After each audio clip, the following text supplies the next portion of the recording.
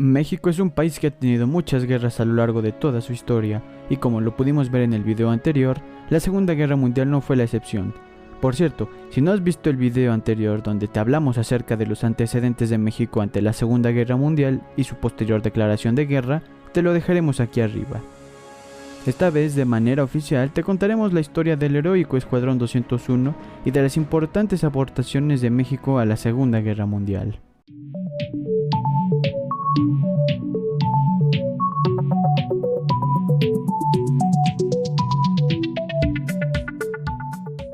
Durante la Segunda Guerra Mundial, el general Manuel Ávila Camacho, presidente constitucional de los Estados Unidos mexicanos, señaló que existía el compromiso moral de coadyuvar al triunfo común contra las dictaduras nazifascistas. Ávila Camacho evaluó la situación militar y económica del país y en un principio decidió que México participaría en la guerra limitándose a la asistencia material y económica a los aliados, pero con el paso del tiempo, Manuel Ávila Camacho concluyó que el país debía tener una participación mayor en el conflicto, además del interés en las negociaciones de paz, pues para entonces los aliados ya estaban a la ofensiva y las invasiones a América eran cada vez menos posibles. El presidente aceptaría la invitación de su homólogo estadounidense para entrenar a aviadores de combate mexicanos y su equipo de combate. La decisión sería tomada luego de una larga discusión.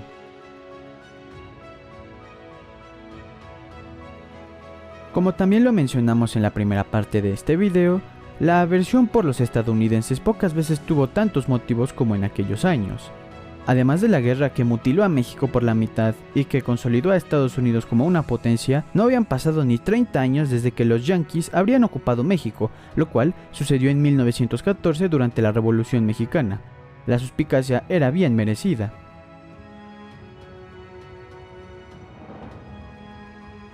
Era evidente que tras tantos años de guerra, como lo fue la Revolución Mexicana, que inició gracias al revoltoso e influenciado por los estadounidenses Francisco I. Madero, y además de los diversos conflictos internos postrevolucionarios como la Guerra Cristera, donde por cierto también se metieron los yanquis, el armamento bélico de México era deficiente y no era suficiente. Si se habla, por ejemplo, de los aviones del ejército para ir a la guerra, sería un suicidio anunciado para los pilotos.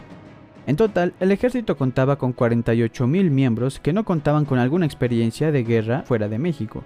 Al acceder a Ávila Camacho al entrenamiento de los pilotos, Estados Unidos proveyó todo a México como bombas, entrenamientos, armas, estrategias de combate y muchas cosas más. Camacho decidió que enviaría a una comisión de proporciones meramente significativas y no colosales, ya que, al fin y al cabo, no tenía la autorización por parte del Senado, de manera que en primera instancia, los soldados solo tenían el encargo de salir del país a entrenar para el combate sin la certeza de que irían eventualmente a la pelea o no.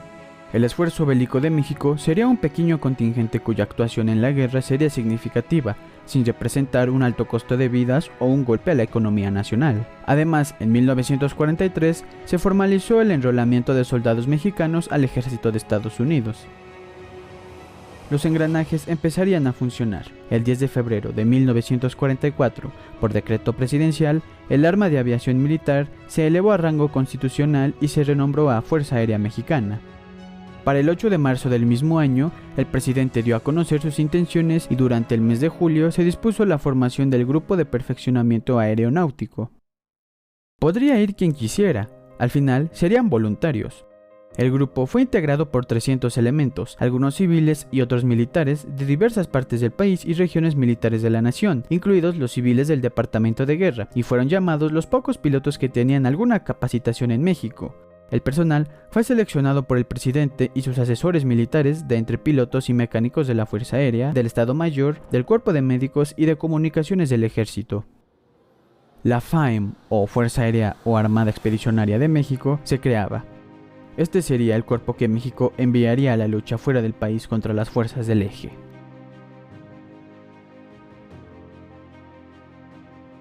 Las condiciones para el envío del personal de la Fuerza Aérea Expedicionaria Mexicana, que ahora era conocida como el Escuadrón 201, fueron decididas bajo una serie de acuerdos entre ambos gobiernos.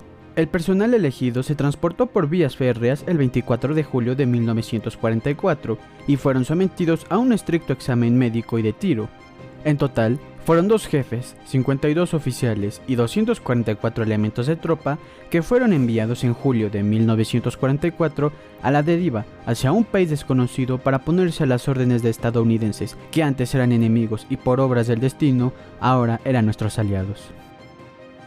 El escuadrón quedaría encuadrado a la Fuerza Aérea de Estados Unidos, pero el mando y bandera eran de México, y para tal efecto se nombró al coronel Antonio Cárdenas Rodríguez como comandante en jefe. Los hombres llegarían a diferentes ciudades como Idaho, Illinois, Brownsville y Florida para entrenar según los puestos a ejercer. Los pilotos fueron adiestrados conforme al concepto de guerra aire-tierra, que era el concepto que se estaba usando en los campos de batalla, dando a los pilotos mexicanos excelentes resultados. El coronel Cárdenas Rodríguez sería ratificado como comandante de la FAEM y el capitán Radames Gaxiola Andrade como comandante del Escuadrón 201. Y para noviembre de 1944, la delegación mexicana se concentró en Majorsfield, Greenville, Texas, con toda la intención de ir a la guerra. A la delegación mexicana se le asignarían aviones veteranos P-47 Thunderbolt, maquinarias de grandes proporciones, pesadas y además difíciles de maniobrar.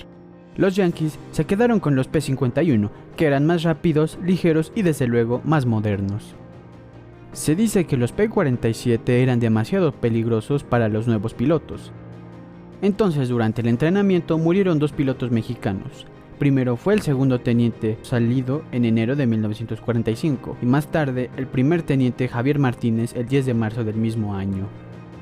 Finalmente, los P-47 terminarían siendo parte de la familia mexicana, pues la delegación de México los empezó a nombrar como pecuaros o jarritos, esto derivado a que los pilotos estadounidenses apodaban a sus aviones de Jug. Durante el adiestramiento, además de los 2 pilotos que fallecieron, también fueron excluidos 6 pilotos como resultado de los exámenes médicos, por lo que el escuadrón quedaría integrado por 30 pilotos. El teniente Miguel Moreno Arreola y los volantes mexicanos decidieron adoptar a una mascota, que era de Estados Unidos, siendo el personaje de dibujos animados de la compañía del ratón de orejas grandes, Panchito Pistolas, un pollo o gallo antropomórfico descrito como un caballero, grandilocuente y de gatillo fácil. Dicha mascota aparecería por primera vez cuando los aviadores terminaban su entrenamiento. Fue así que la estrella de funciones musicales de Los Tres Caballeros se convirtió en el símbolo no oficial del Escuadrón 201.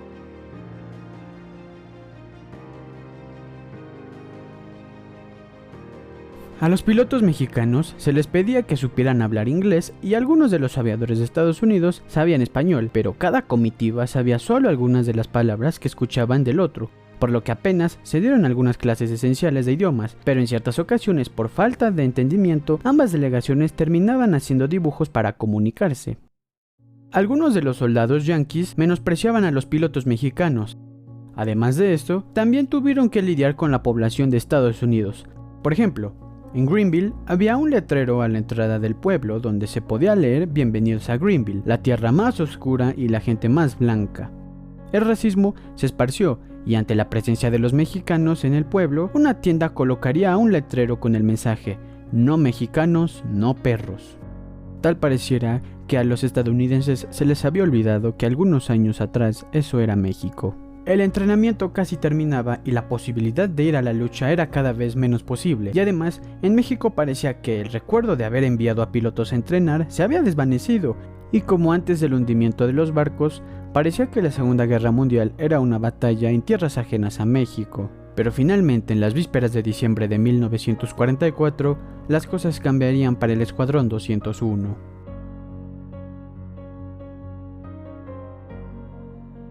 Finalmente, después de una larga espera y de largos entrenamientos, el Senado de la República autorizó al presidente el envío de tropas a la lucha en ultramar el 29 de diciembre de 1944.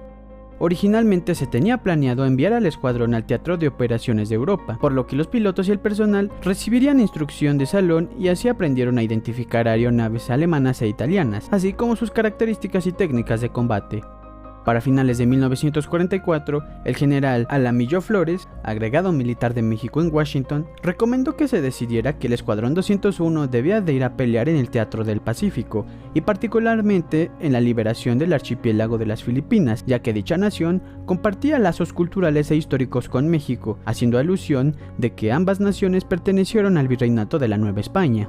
El Escuadrón 201 adoptó las palabras Águilas Aztecas como nombre de pelea. La unidad fue abanderada por el subsecretario de la Defensa Nacional, el general Francisco L. Urquizo, el 23 de febrero de 1945 en la base Majors Field en Greenville, Texas, para finalmente partir desde San Francisco, California, el martes 27 de marzo de 1945 con destino a la base de Porac en Filipinas. Para el 1 de mayo, las Águilas Aztecas desembarcarían en Manila, Filipinas, de donde fueron trasladados a la estación Florida Blanca por tren y posteriormente en camión hacia las bases de Porac, integrados al Grupo 58 de pelea de Estados Unidos, el cual se encontraba peleando contra el Imperio del Japón desde hacía más de un año. El desembarco en Manila fue tranquilo, ya que algunos meses atrás los estadounidenses habían tomado la región tras una gran contraofensiva. Llegaron al puerto, que tenía actividades normales, y las Águilas Aztecas fueron recibidas por civiles y algunos mandos militares como el general George Kenney, quien sería el comandante de la Quinta Fuerza Aérea, el coronel Alfonso Gursa Farfán, quien sería del grupo de comando y el primer hombre del escuadrón que llegaría a Manila. Los civiles, junto con la hija Conchita del cónsul honorario de México en las Filipinas, Alfredo Carmelo, quien también desplegaría una bandera, vestida de chinita poblana, recibieron con música y elogios al recién llegado Escuadrón 201. A su llegada, se iniciarían entrenamientos previos al combate en tierra y aire, que incluían la familiarización de la zona de operaciones y procedimientos, pero existía el problema de que 24 aviones P-47 Thunderbolt de la unidad mexicana aún no llegaban, y se les tuvieron que prestar 18 aviones de otros escuadrones de la unidad aliada, para que finalmente, el 4 de junio de 1945, entraran en combate bajo el encuadramiento táctico de Estados Unidos. Todos los aviones del Grupo 58 de pelea eran idénticos, con bandas negras y anchas en el fuselaje y alas, para que se pudieran identificar entre los aliados. Los pilotos del Escuadrón 201 decidieron agregar algunos cambios para que se diferenciaran sus jarritos del resto de aviones, cambiando las franjas rojas y blancas por timones verdes, blancos y rojos, un eco de los 3 campos verticales que se ven en nuestra bandera. Así, las Águilas Aztecas entrarían en combate con las insignias de Estados Unidos, siendo estrellas y barras, y con las insignias mexicanas, las cuales eran el círculo triangular verde, blanco y rojo. Pese a diversos problemas como el lenguaje o condiciones de vuelo en el campo de batalla, el Escuadrón 201 logró cumplir con las misiones encomendadas, tanto así que fueron reconocidos por el comandante de las fuerzas aliadas Douglas MacArthur. El 1 de junio de 1945, el 201 planificó un ataque a un depósito de municiones japonés. Debido a 3 altos acantilados y a las baterías antiaéreas, tendrían que ir en picada desde grandes alturas, y entonces intentar elevar y sacar sus pesados aviones. Los estadounidenses lo consideraron un suicidio. Los mexicanos nunca habían bombardeado en picada en combate. Cerca de Vigan, donde los japoneses estaban atrincherados, la única manera de sacarlos era volar cerca de la cordillera, ejecutando los peligrosos bombardeos en picada. Los mexicanos cumplieron con el trabajo y, para asombro de los estadounidenses, lograron cumplir con esta misión. Su primera misión de combate autónoma la llevaron a cabo el 7 de junio con la orden de brindar apoyo a las tropas aliadas en tierra. Muchos de los jóvenes aviadores tenían el sueño de batirse contra los Zero, que eran un caza de largo alcance de la Fuerza Aérea del Imperio Nipón. Cumplieron también con misiones de vuelo, de bombardeo y ametrallamiento sobre bases enemigas, talleres, convoyes, emplazamientos de artillería, así como concentraciones de soldados. Barrieron los territorios cumpliendo misiones de bombardeo sobre las islas de Formosa, que hoy conocemos como Taiwán, como preludio a las invasiones contra los japoneses. En la isla de Luzón, los aliados avanzaban, pero a menudo se encontraban con bolsas de soldados enemigos concentradas en puntos estratégicos, por lo que el apoyo aéreo siempre era requerido. Los estadounidenses llamaban a las Águilas Aztecas, las cuales arrasaban con todo, salvando la vida de sus aliados. De hecho, el teniente Reinaldo Pérez Gallardo cuenta que cuando se le encontraba en un hospital del campamento aliado, el paciente de la cama adjunta se dio cuenta de que no era estadounidense, por lo que se levantó y le preguntó si formaba parte del Escuadrón 201. Sí, respondió el teniente Gallardo. Entonces el soldado estadounidense herido lo abrazó con mucha fuerza y le dijo al teniente Gallardo: «Tú no sabes cuánto los apreciamos, porque nos han ayudado tanto».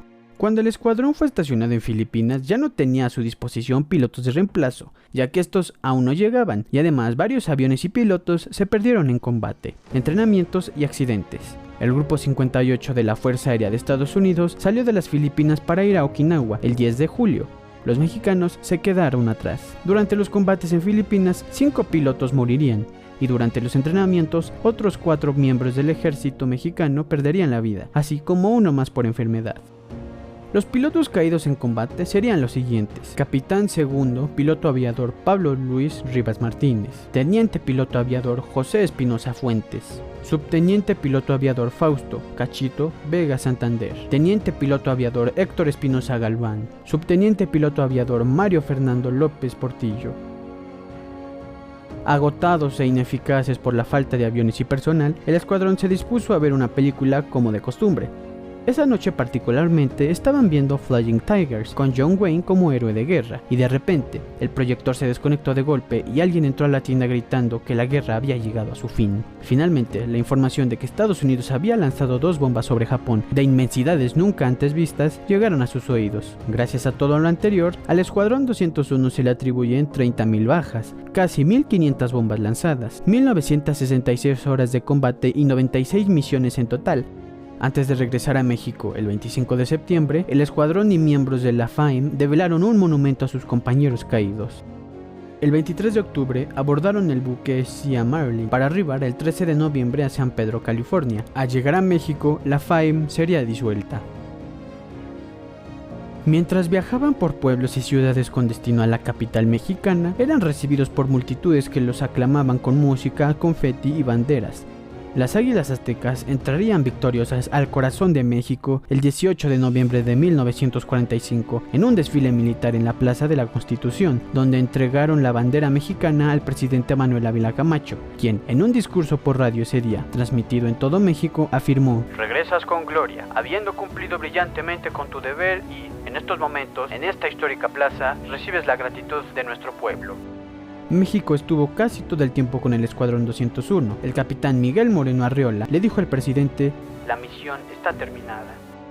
Los integrantes de la Fuerza Aérea Expedicionaria Mexicana, Escuadrón 201 o Águilas Aztecas, fueron premiados con ascensos al grado inmediato y superior.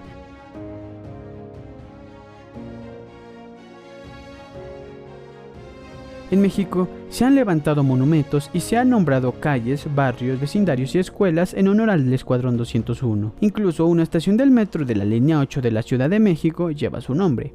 El impacto sería tan grande en 1945 que ese mismo año se estrenó Escuadrón 201 con la participación de Sara García, interpretando a una abnegada madre cuyo hijo, Manuel, quiere ir a la guerra a combatir y pelear por el honor de su país.